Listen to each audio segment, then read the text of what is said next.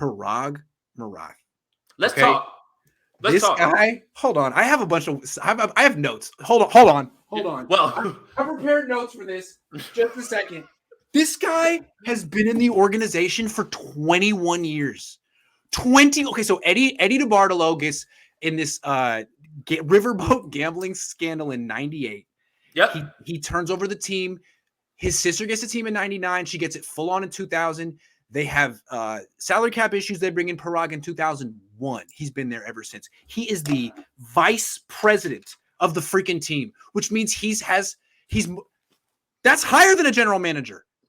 Is it not? And if you look at his bio on the 49ers website, actual quote, works alongside Lynch and Shanahan on all aspects of the club's football operations. What? Works alongside Lynch and Shanahan on all aspects? He has way too much power, and he's been in the organization for 21 years. And when you wonder, how come this team can't find consistent success? Why do they only have 4 winning seasons the last 4 years? Why do they consistently invest in injured players in rounds 1 through 3, whether it's Balky or Lynch at general manager? Maybe there's someone else who's very powerful in the organization who wants it. This guy has to go. He might have been an asset in 2003 when no one understood the salary cap. Now everyone gets it. All he does is save the Yorks money. That's it. He doesn't help them win. If he did help them win, he could have shown it in the last 21 years. He's got to go. Jason? Yes. Here we go. Right now, okay? Here's the problem. The lowballing. Disrespecting players, coming to them with disrespectful contract offers. Yeah. And I know that everybody loves and lauds this man's, he's a wizard with the cap. Guess what? 30 NFL teams have a Paraag Marathe. 30. Yeah, 20 years ago they didn't.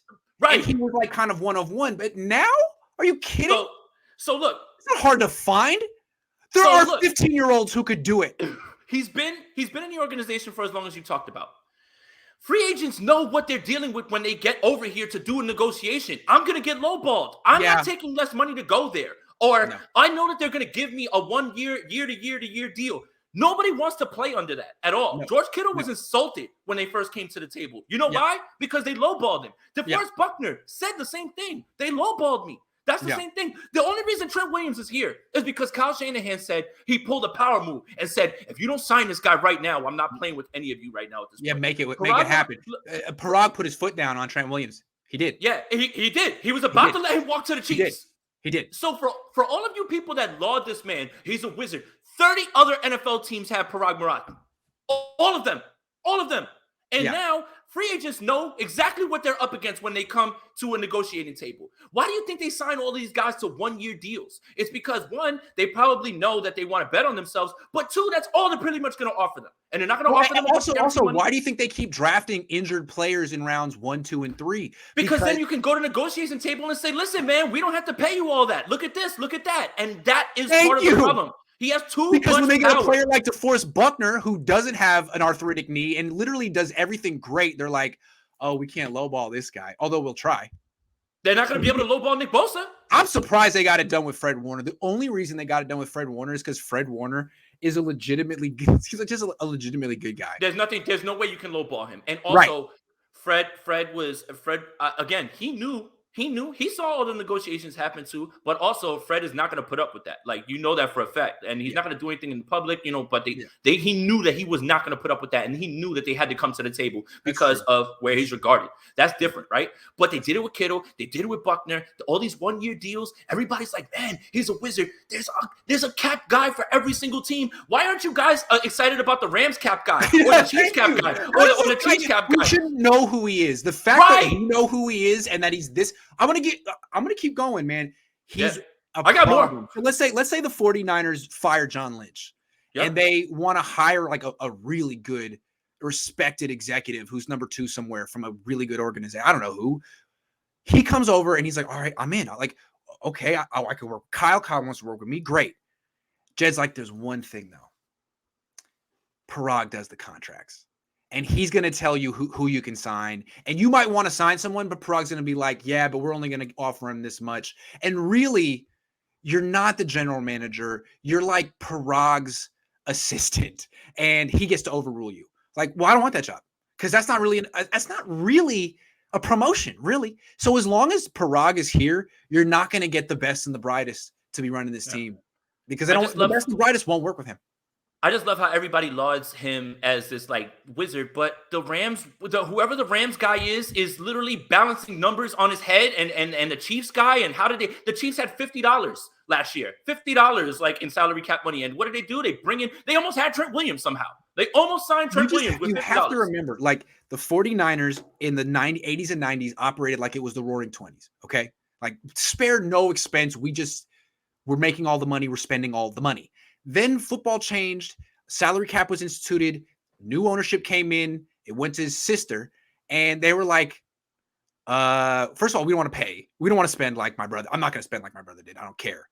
Other thing is, I legitimately don't know how the salary cap works, and I don't want to learn. So, Jed, do you know anyone who's smart and that goes to school with you?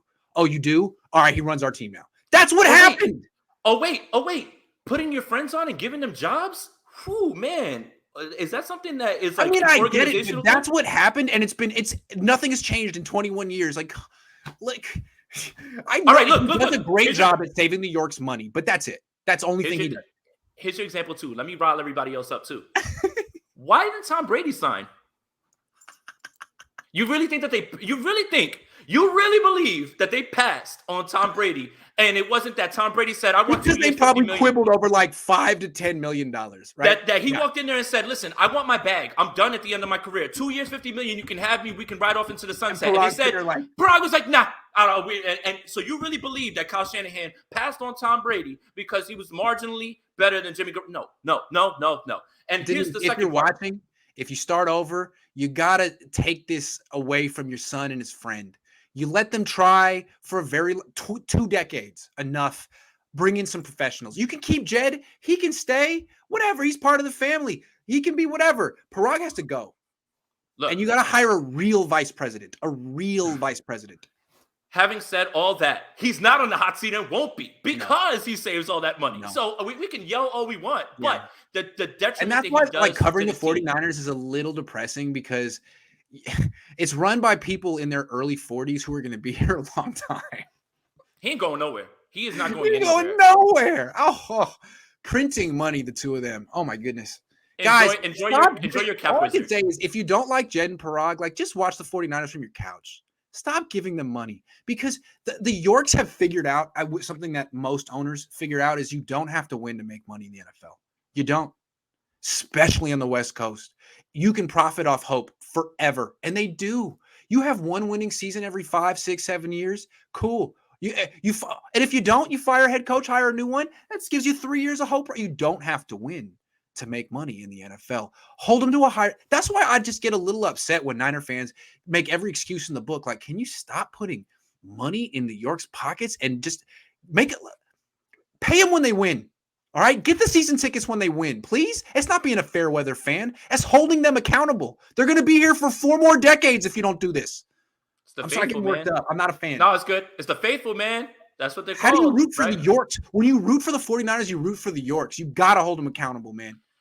The problem is the detriment that he does to bringing in free agents and how many guys that they could have had because they didn't want to give him an extra $5-10 million. And like you said, the 49ers do print money because when you go there, it doesn't matter how the 49ers are doing. The stadium's packed and the guys still go to see, listen, I've been paying my way to games. Those tickets are not cheap, man. They're not cheap. The new television deal, I mean, every team is going to profit whether they win or lose. It doesn't matter. And I feel like what certain teams have figured out is, okay, so I can profit whether or not I win or lose. So let's be cheap.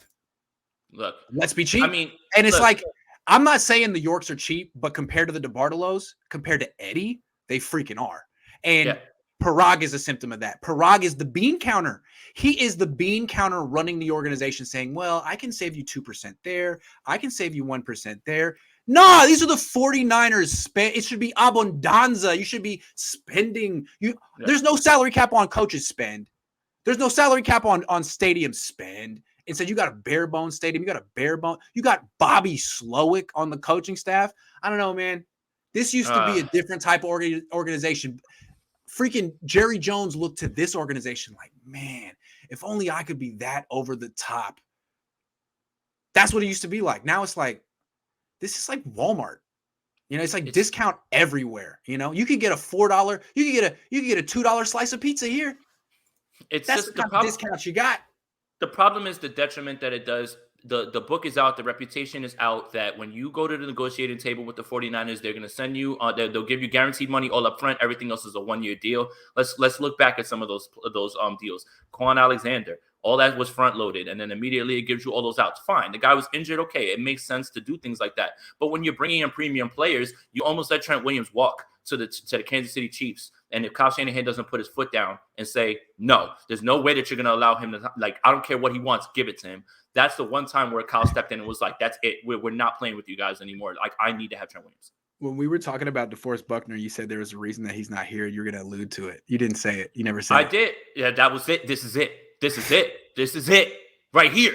If you go to Paraag's, again, go to Paraag's page on 49ers.com. It's outrageous. They talk about him like he's Carmen policy, like he's responsible for building a glorious era in 49. Like they've just been doing nothing but winning the last 20 years. And he takes credit for all kind of stuff, namely 3 top extensions he takes credit for: Garoppolo, Armstead, Ward. Love Jimmy Ward. Eric Armstead's having a really good year. Love Jimmy Ward, but that's the best. Those are the 3 best ones you got. Yeah. Yes, was proud of Armstead, Jimmy, Garoppolo. Wow. So that's why I was saying about Buckner, because I knew you were going to get to it. When Buckner says meet me halfway in the middle and you still can't, Paraag's it's like, dude, nah. We're gonna work with Eric Armstead because he had labrum surgeries and stuff, and he just can't. He's not as strong at the negotiating table as you are, so we're just gonna beat him. And for all of those discussions about hey, he maneuvered the contract, Eric Armstead's dead cap hit is about to explode. It's going forward. So they just got him to take those $5 million cap hits the first 2 years so they could run it back. But no, it's about to get very expensive.